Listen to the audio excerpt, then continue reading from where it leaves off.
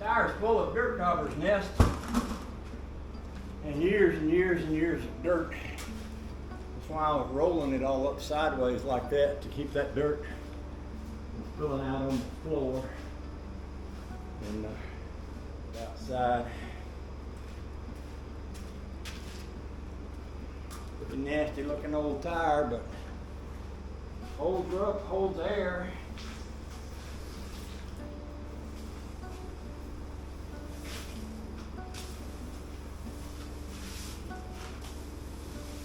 Actually, some pretty decent rubber. Of course, it's got some cracks. A lot of rubber cracks too. I think it'll be Firestone. That's a good one. Firestone. Oh boy. Boy, oh boy, oh boy. Anyway, that'll keep me moving until I get a new valve stem put on that other one. Keep that down, keep my cold air in here.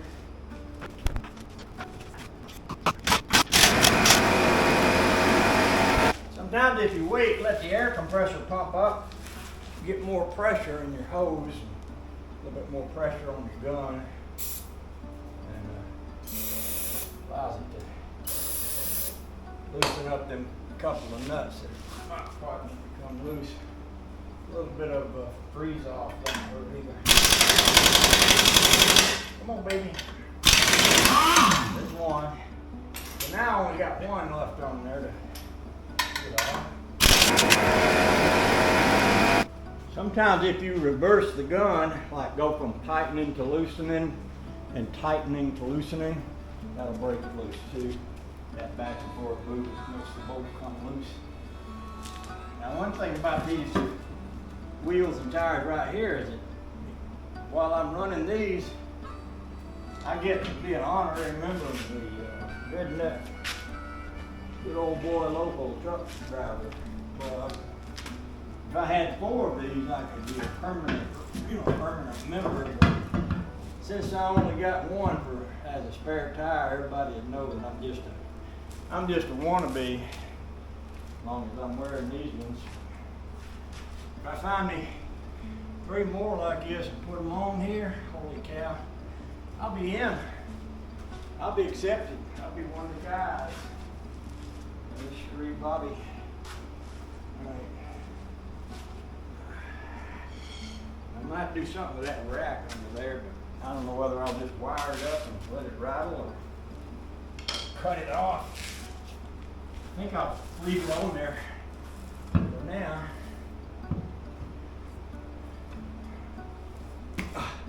Thank you. Just falling in my lap. You're falling for me, ain't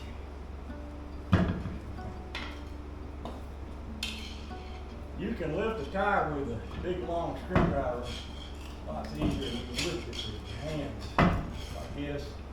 See, I can adjust my bolt line. There's my bolt line right there. All I need is a half pump more, and that'd be good.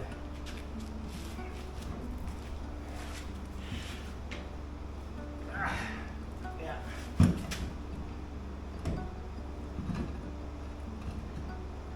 think that'll get me on there. When I used to drive a truck, I got to be good friends with the mechanic who'd be back in the back there swapping tires all day. I learned a lot from him about tire swapping and stuff.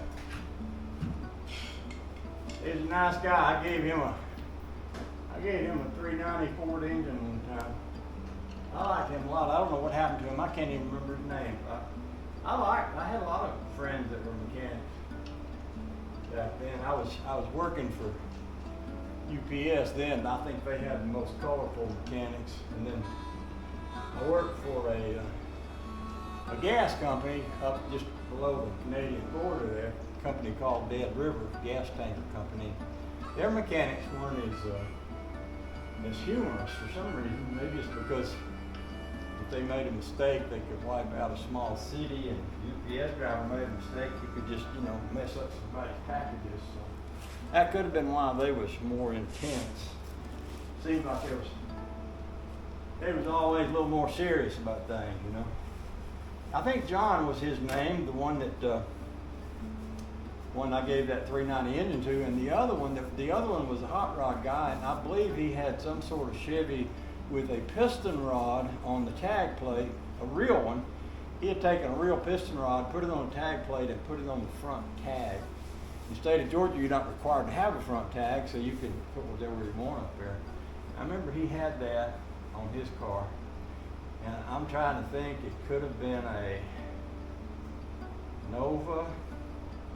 Oh, I know. He had a Sunbeam.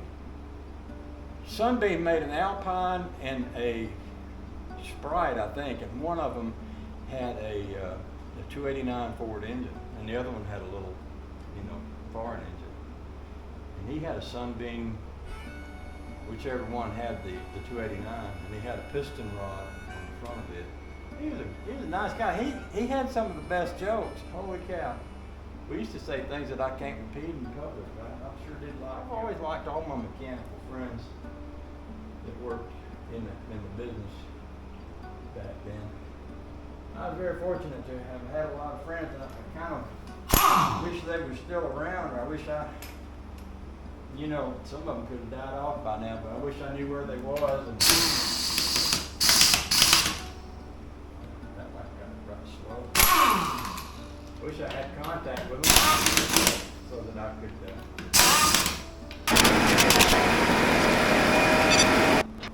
I didn't finish that sentence because the air compressor started, but I was just going to say I'd love to catch up with them and see how they're doing and stuff.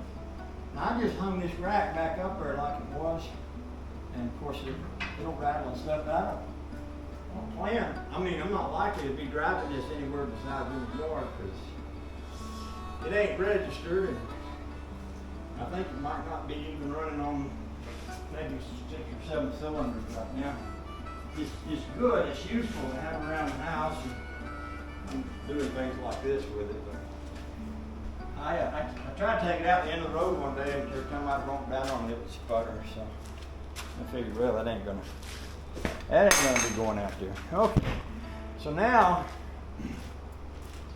I can move this jack out of the way, and we can start going back to focusing on the ceiling up here.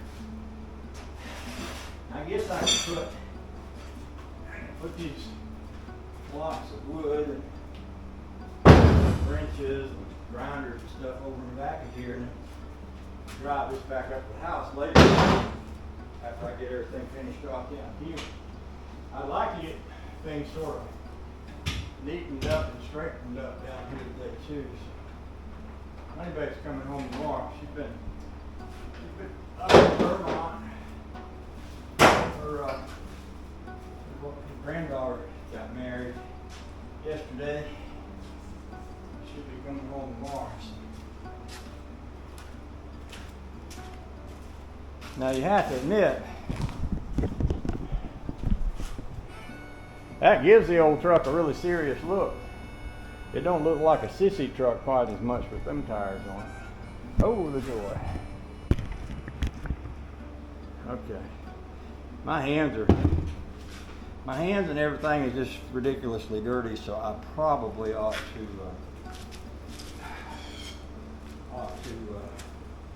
wash up a little bit.